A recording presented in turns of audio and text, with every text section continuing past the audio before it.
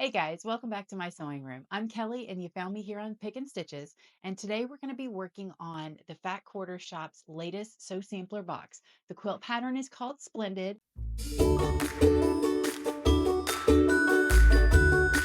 I'll walk you through some of the shortcuts that I chose to take when I was putting this quilt top together. Hopefully it will make it easier for you. So let's jump right on in.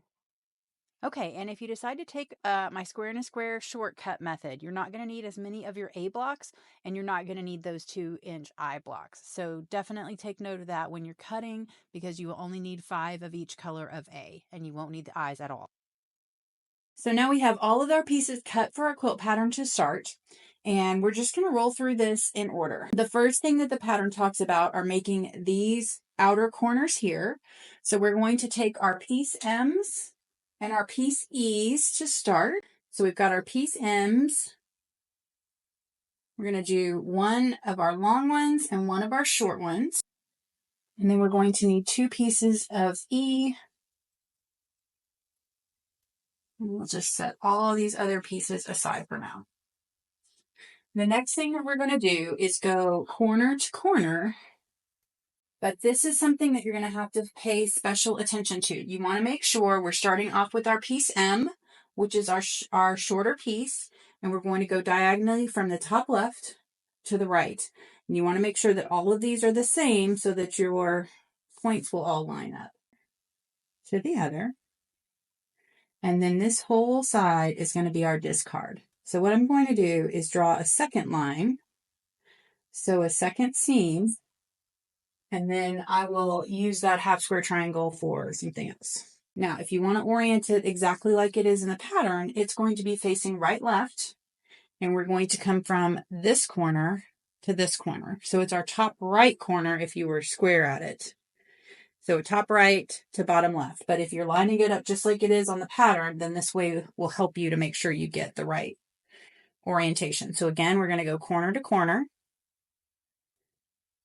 And I always like to put an X on the side I'm going to be cutting off just to keep things simple. And then we'll draw our other line. All right. And then we'll head over to the machine and sew these down. I'm just going to go corner to corner. I'm going to use my seam tape here to make sure that I'm still staying on that point. And then I'm going to sew my secondary line, but if you're not doing this extra corner triangle, then don't worry about that. All right, that's one. Then we'll do the other side.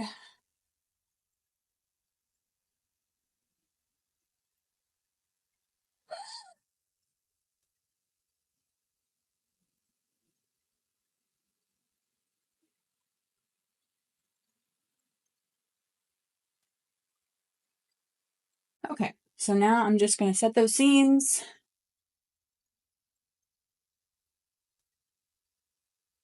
We'll cut them apart.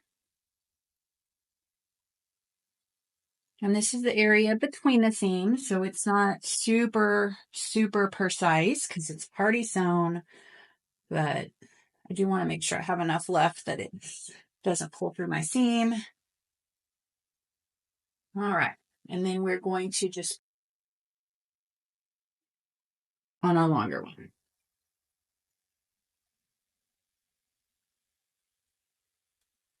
All right, so I've got my piece D's now.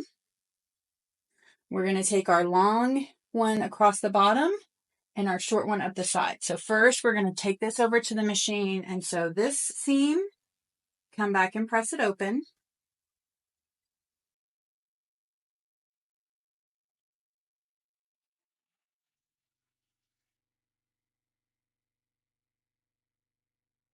Way to press.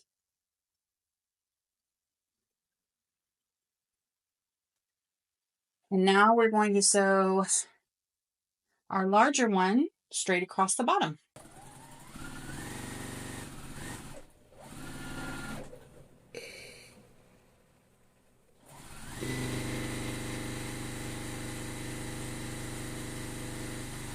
And now we're going to press towards our color as well. Let me straighten out that seam.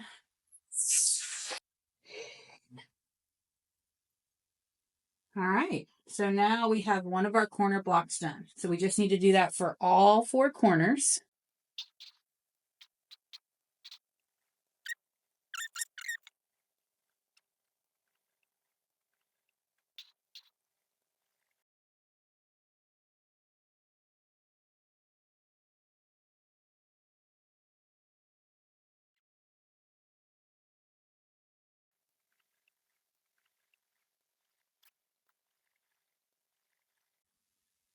Now here's the ones that I had to add a little seam. I used 2 fat quarters of this instead of buying additional fabric. And so I didn't quite have enough, but I'm okay with that.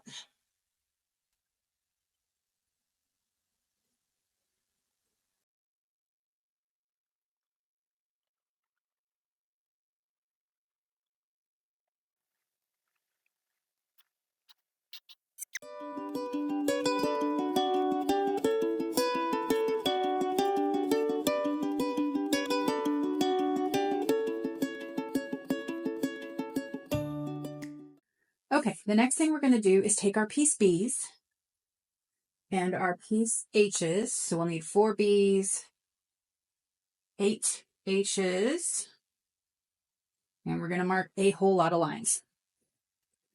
I actually thought about doing these as flying geese instead and using the 4 at a time method. However, it's not quite the right shape for flying goose. So in order to get that finished size, I wouldn't quite have the same shape, but I'd also have a lot more waste. So I'm trying on this quilt to really use what's in my stash and not be wasteful and not buy anything, you know? So I used the Moda Fat Quarter Bundle to finish off those points. So I got all 4 of these plus these cornerstones in this red color. I did not have enough to do the binding. I'm not quite sure what I'm going to do there yet, but I am determined to do my best not to have to buy anything extra for this project. So I'm using the Bella Solid that I always use. I buy this by the bolt. This is I just threw my last 1.5 yards of it on the starch rack. I keep 1.5 yards to 3 yards starched all the time. And I think this is my 4th bolt this year. Maybe it's only my 3rd. Anyways, I go through quite a lot of it, but a lot of times when I'm cutting something like this, I can go 100% through my stash bin or my scrap bin, and I'm not having to cut new yardage to get to it. So now we're going to take this and we're going to do opposite corners. So as long as you make this V pattern or V this way, you'll be fine. What you don't want to do is have 2 parallel lines. Now, sometimes if you see it on my machine, it kind of gets pushed to the side. I need to get another mat under it. So sometimes I know the tape underneath the piece is further to the right than. Okay, guys, I must have had the wrong camera angle on. So as we're sewing these on, we want to make sure that we're getting our diagonals. So I've already sewn one side on. So when I cut the other side, I want to make sure that I don't line it up to get parallel lines. I want to do opposite sides here.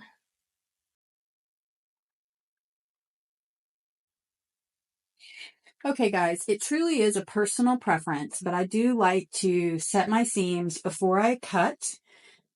And then if I can, I'm going to go ahead and press these open and make sure that I have the shapes that I want, just in case something goes awry. So we're going to press towards our white.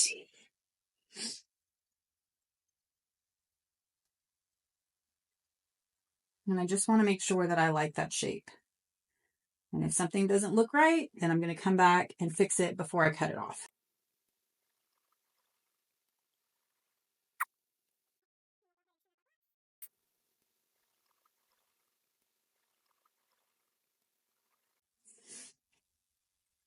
Oops, almost cut through that top layer. That would have been bad.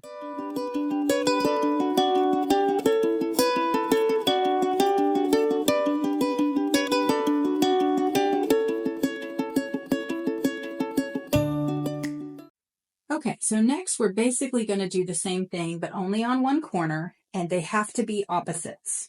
So don't just jam through it and make 4. You're going to make 2 of each. So we're going to do our same line on the back.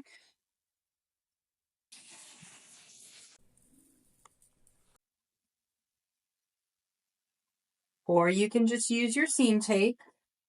100% up to you. I find that if you are really experienced, you probably don't need to draw the lines. But if you're a beginner, it is far easier to sew on a line than try to imagine a line, or even sew next to a line. Just sewing 1/4 of an inch from the edge can be challenging for somebody just getting started.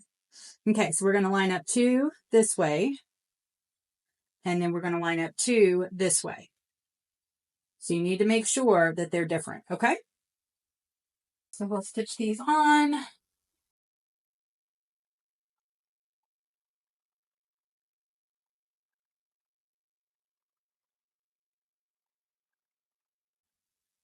Okay, so now we'll roll through and do the same thing. I want to set those seams and press to the side, make sure my triangles are good. And you do not have to do this step. You can just cut them off. But if you made a mistake, sometimes it's better to know sooner rather than later.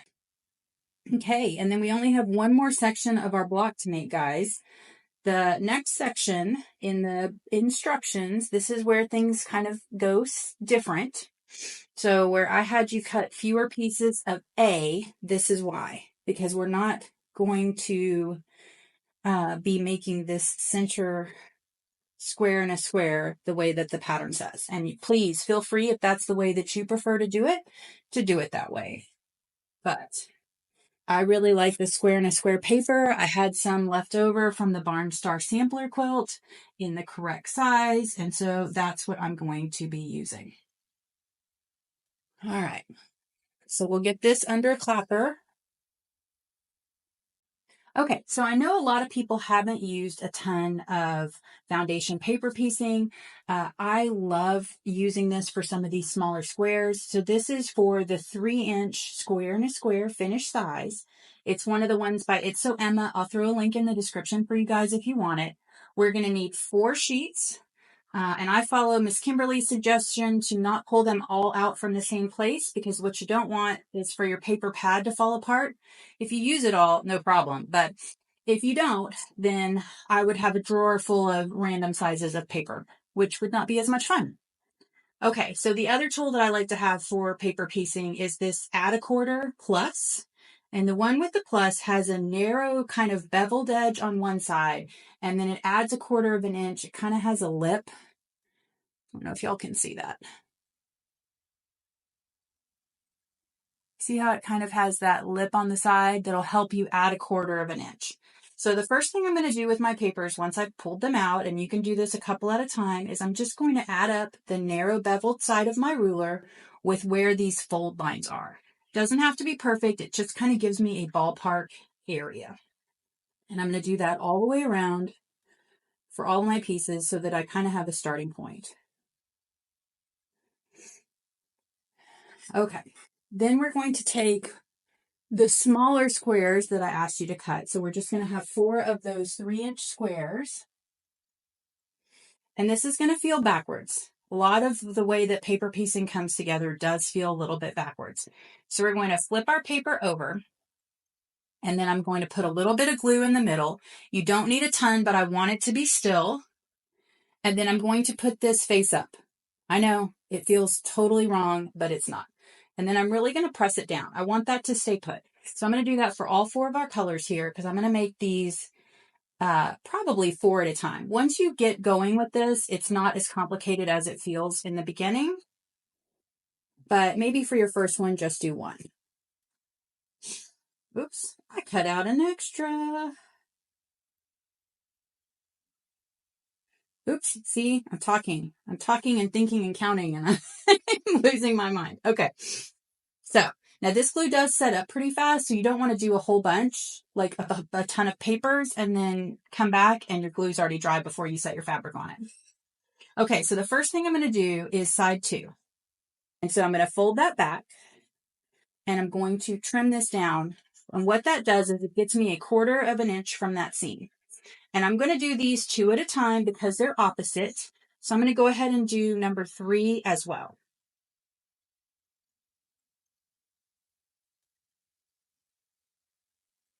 Okay, so then I'm going to take 2 of my little triangles that I cut, And we're going to take that over to the machine. So I'll go ahead and do these other 3. And on this particular pattern, it really doesn't matter so long as you do opposite sides. So you could do side 4 and 5 first, and then do 2 and 3. It really doesn't matter, but you do have to do opposites. Well, I guess you don't. You could do them one at a time, but I like to be back and forth fewer times if I can.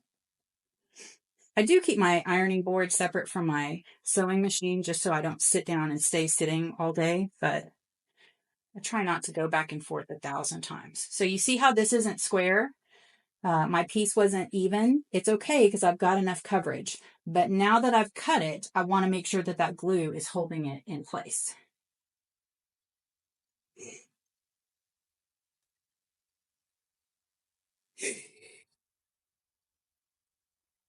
Okay, so here's where it gets fun. Now we'll head over to the machine.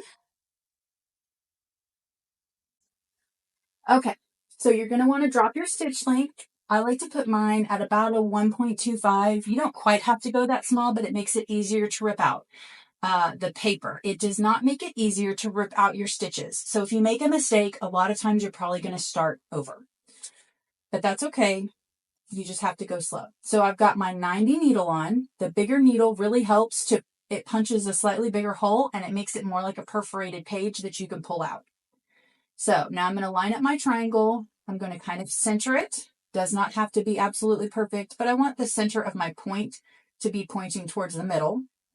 I'm going to hold it in place, and then I'm going to flip it over and I'm going to sew right on this line. Now I like to start a little bit before the line and end a little bit after the line. That way my stitches don't ever come out.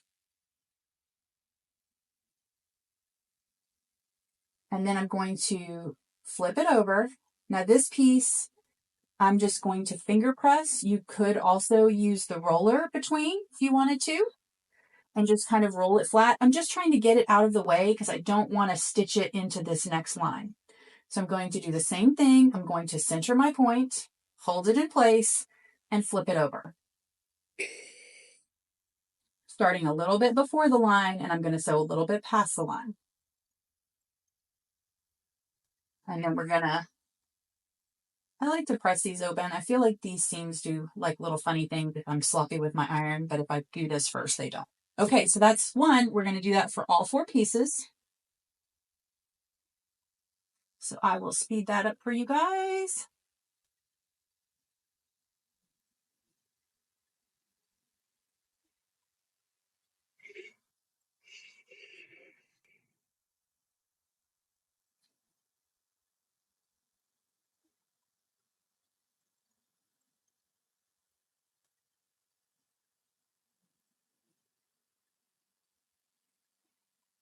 And maybe not. Maybe I should play this in real time so that you guys can get a feel for how quickly this really does go once you get started. I love it because I get really accurate results and I feel like I don't have to be super, super fiddly. I don't have to be fiddly when I cut the shapes out. I don't have to be fiddly really while I'm lining everything up. I just have to make sure I'm sewing on the line and that my centerpiece doesn't move.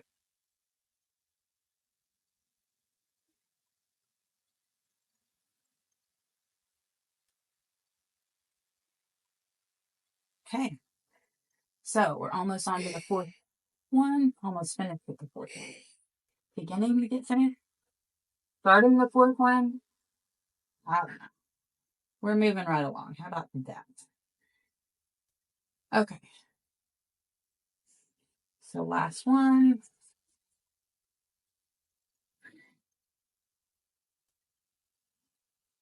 All right, now we'll head over to our pressing station and I'm going to press all of these open. Okay, I grabbed a different ironing board. Got too many things going on here. All right, you do want to turn the steam off on your iron because you don't want your papers to fall apart on you. But I have used steam and it's not the end of the world. You just don't want to have excessive steam and then end up with really, really wet paper. So I'm basically just going to press those seams, get them nice and flat. And then we're going to do one more round of trimming. before we add our next pieces. And you can see my iron does have water in it, and so I turned the steam off, but it's still letting out a little bit, and that's okay. So now I'm going to flip my paper back over, grab my add a quarter ruler.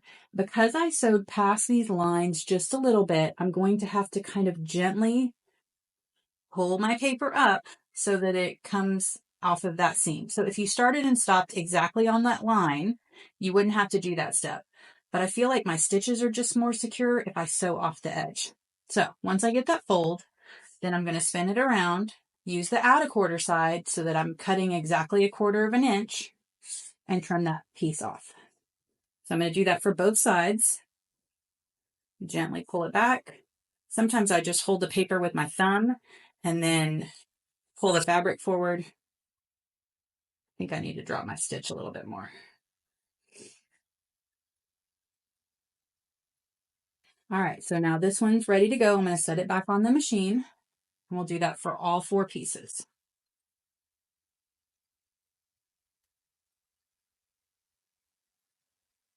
So the only reason you really have to do this part is because it gets all this extra fabric out of your seams. You don't need it. This is the 1/4 inch that you need to be able to sew to. So if you didn't mind it being super bulky, I guess you could skip this step, but I find, and it's okay because this is a pretty simple block. I haven't ever had that happen before, so that's interesting.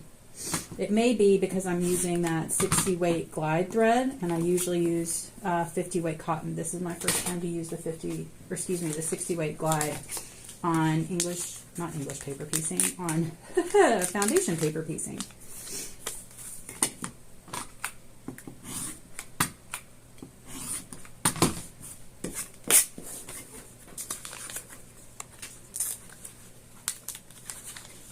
I know I pull out this green mat a lot. I like to have a cutting surface that I use with high frequency, and then for all these little tiny cuts, it's all right here on my little tiny mat, and then if I need to replace it, I'm only replacing this little tiny mat. And this is a spinny one.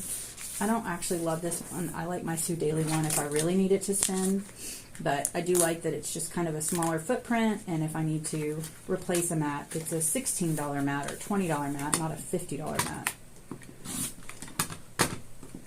Or even more if you're talking about my great big mat. So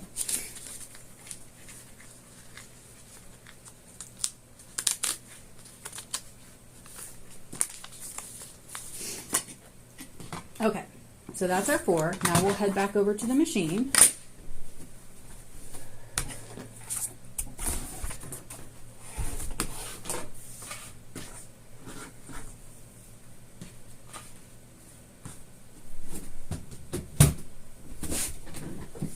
Triangles handy. Okay, and we're going to do the exact same thing. So I'm going to line up, point my triangle to the center of my block, and then flip it over and sew. I'm going to drop that one more notch.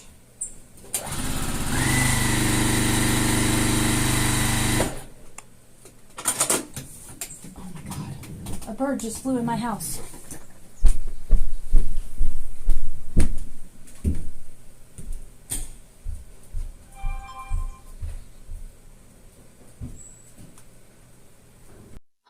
Okay, so now we're going to fold that one back and do the other side just like we did on the first round. Flip it over.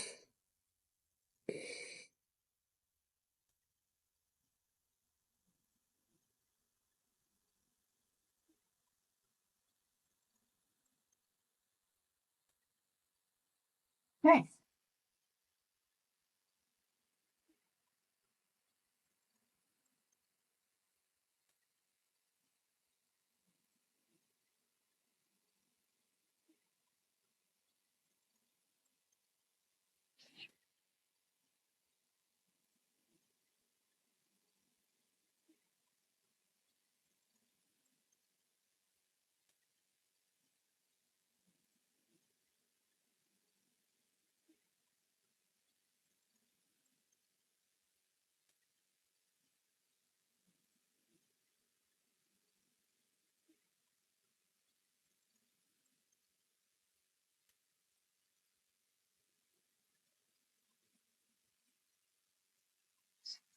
Okay, and I'll fold that back and do the other side.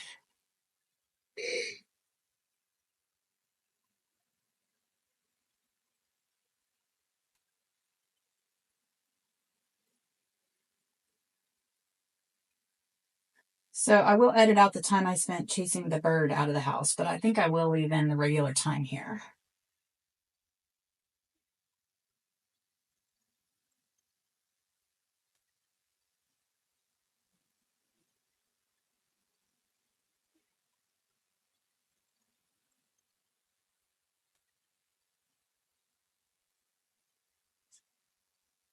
Okay. So first we're just going to set that seam down. This time we don't have to use the 1/4 inch trimmer. And all we're going to do is flip those over. And you can see this outside line, it says trim on this line. So we're going to take a 3.5 inch ruler if you have it. If not, you can do this in more than one setting. I'm going to set that right in the middle on that line and trim all 4 sides. Oops.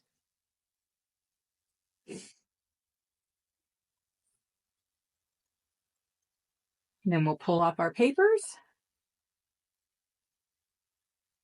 My kids love to do this, so I count myself lucky, but this one's not too bad. All right, so now we have our perfect square and a square. We've got our 1/4 inch all the way around on all the points. So I know when I sew this in, I'm not going to cut off those points. And that is why I love this foundation paper piecing. So we'll do that for all 4.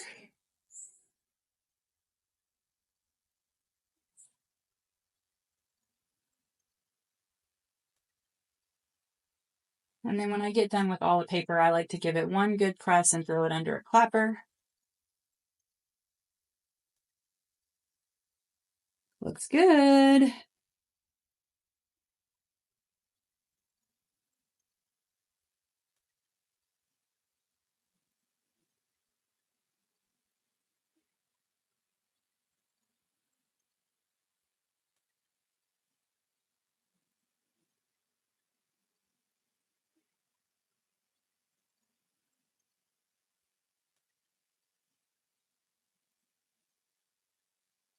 Okay. So now we have all 4 of our square and a squares finished. So just give them a good press, set them under a clapper, and we're ready to assemble our block.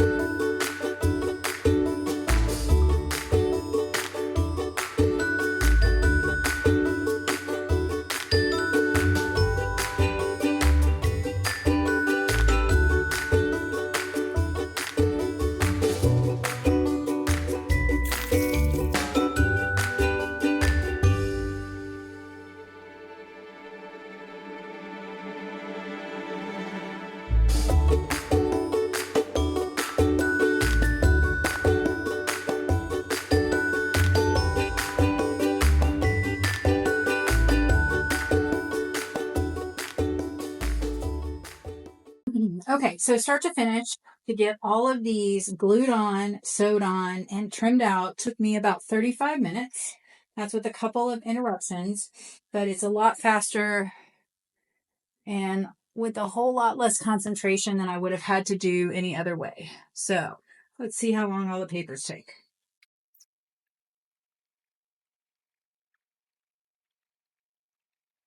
About another 2 minutes to take off the papers. So all in all, I feel like that's pretty fast for the results that I get. I really like doing them this way, but you certainly don't have to. You can make them the standard way written in the instructions. So first we'll take our 4 pouches that we haven't done anything really with, our 5 pouches, and then we'll do our square and a square in an alternating fashion. So this is going to be our kind of central 9 patch. And then we're going to have 2 of these that point to the outside and 4 of these that anchor the side. So first I'm going to build my 9 patch, and then I'm going to add these to the outside. So whenever I'm building like a standard 9 patch, and I'm going to pull these off just for simplicity's sake right now, I like to sew in rows. So first I'm going to attach these 2 and these 2 and these 2. And then I'm going to fold it back and attach these two, and these two. And then this is my middle and my middle left. And I'm going to put that together and stitch those together. I'm still chain piecing. I haven't broken my thread. And then this is my middle bottom and my left bottom row. And I will stitch those together.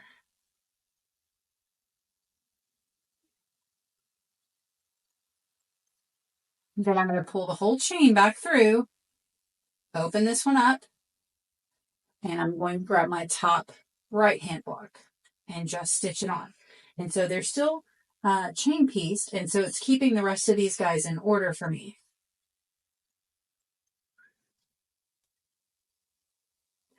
This is not how the instructions particularly say it. It's just how I like to sew. And you can see I'm going 100 miles an hour and I'm not really thinking about it. The combination of this presser foot and the square and a square paper just makes it easy. So this is my far right hand block. Now this one, you don't want to turn it the wrong way. So I know I'm on this, and this is why I love this foot with this paper. It's just easy. Like, I didn't even think about it, and that corner is spot on for me. I want to see a little bit of white personally, so that I have a little space before that corner.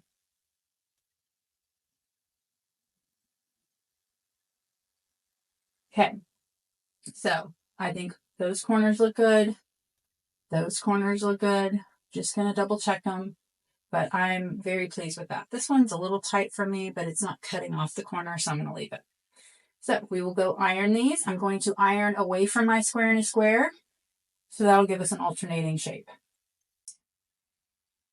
Okay, so I'll kind of shake this out, get it where I want it, and I'm going to press this one towards the outside. The middle row is going to get pressed towards the middle, and then this one towards the outside. So that way I'm going away from my square and a squares, and all my seams will sit nicely. And then I've got this kind of faux goose and my 2 bricks for either side left over, and we'll do that, put those together. I've got those sewn together, and I'm just going to press towards the outside because my outside has fewer seams.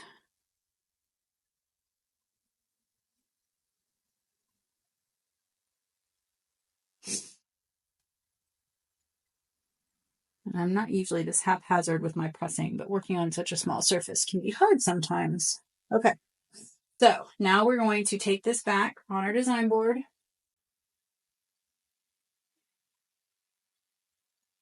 And we're going to place our faux geese on the outside, and we're going to sew between each row. Okay, so first I'm going to get my 9 patch kind of assembled because that's kind of floppy and all over the place. This is going to be super easy because we press those seams to nest, and combined with these 4 patches, or excuse me, the square and a square, it's just easy. And I never thought I would say square and a squares would be easy.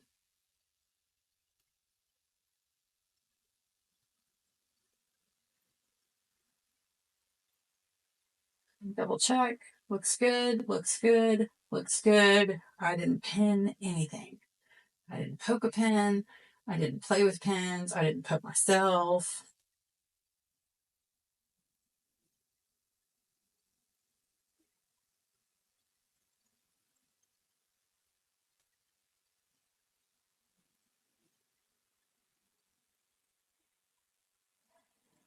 Okay. So that corner's good. Good. Good. Yeah, I'm done. Okay. So now we're going to add this to the right and left sides.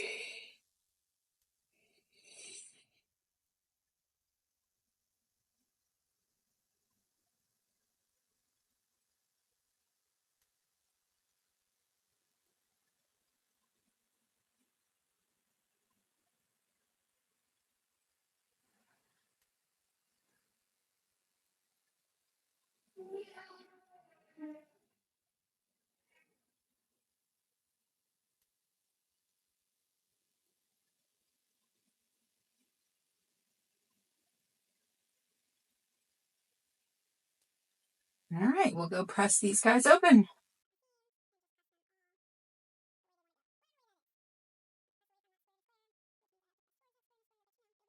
in a square, which means I have to press towards that square in a square, but you know, it'll be okay. And if you want to, if you feel like things are getting too bulky here, you could press between those blocks open. Unfortunately, with some of the foundation paper piecing, you can't always press it open. I know some of them you can.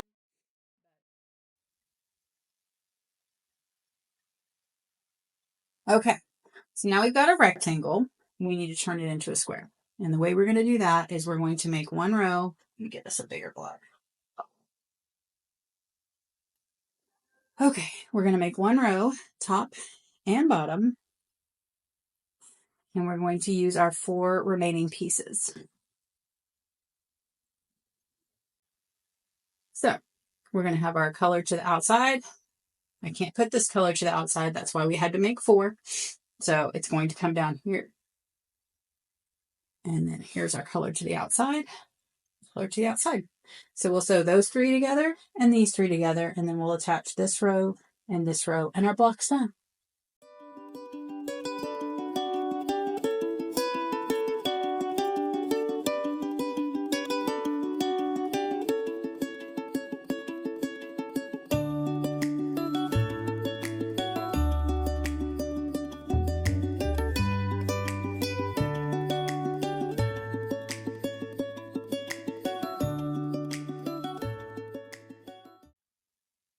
Okay, let's go press it.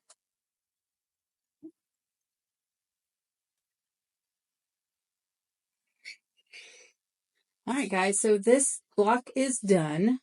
For this quilt, we're only going to need 5 of these. So this is really kind of coming together pretty fast. I mean, once I got everything starched and prepped and ready to cut, it cut pretty quickly.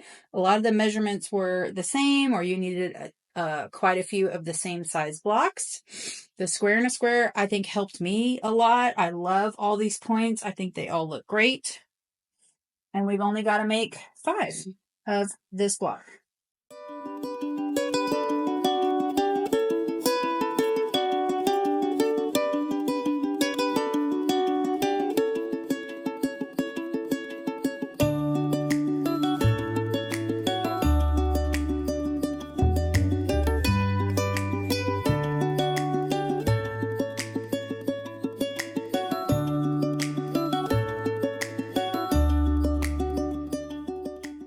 Okay, so now for all of them, except for the middle one, we're going to attach 1 piece of sashing to each block.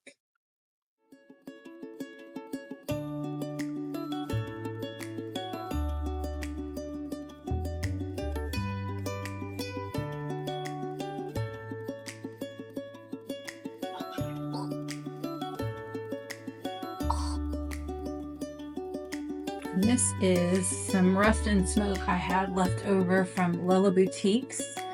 I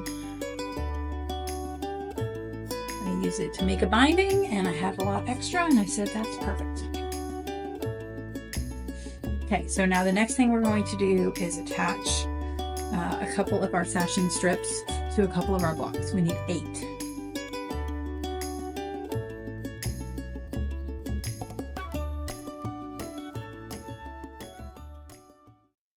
Okay, guys, I freely admit I started doing this before sunup and I did not have the sound on. So we've got our blocks with the sashing to the outside, then our sashing strips between each, and then there's going to be like an entire row that we'll put together and then a row of sashing. I didn't see this diagrammed exactly out, so I just thought it might be nice to point it out. Sorry for the volume issues. So we're going to attach the top row, then our sashing row, then our middle row. Then we'll have a little bit of this white sashing, which is kind of hard to see on camera, our sashing row, and finally our last row. And then we'll get all of those matched together. All right, and this is typically the way I like to do it. I'm going to start with that top left-hand corner block, and then I'm going to just add everything as it comes across the way. So that's the sashing between the left-hand block and the middle column, and we'll just go all the way across.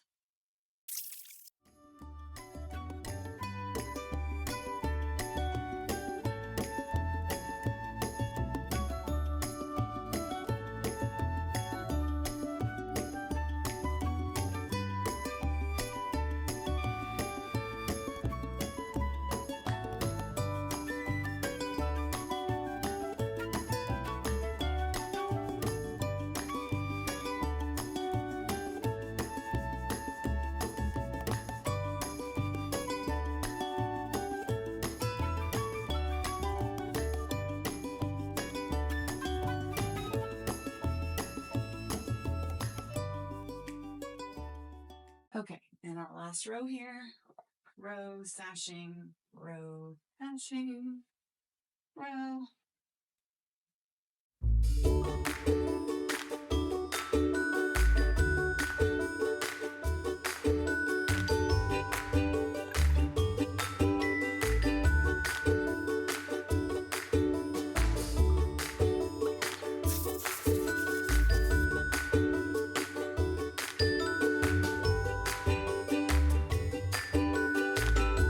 All right, so I think it's coming together quite quickly.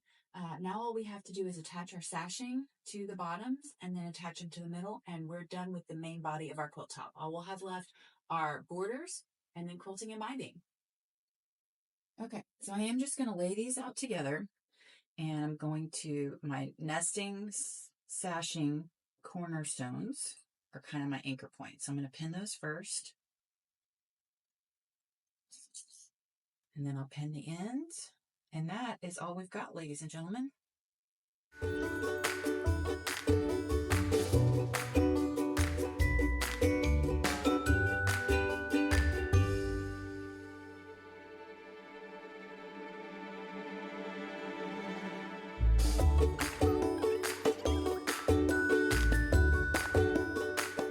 Okay, guys, the main body of our quilt top is now all together. I'm going to go ahead and add that 2.5-inch border all the way around, and then we're going to get some decisions to make on what we want to do as our final border, because I haven't totally decided yet. I may ask you guys to help me out.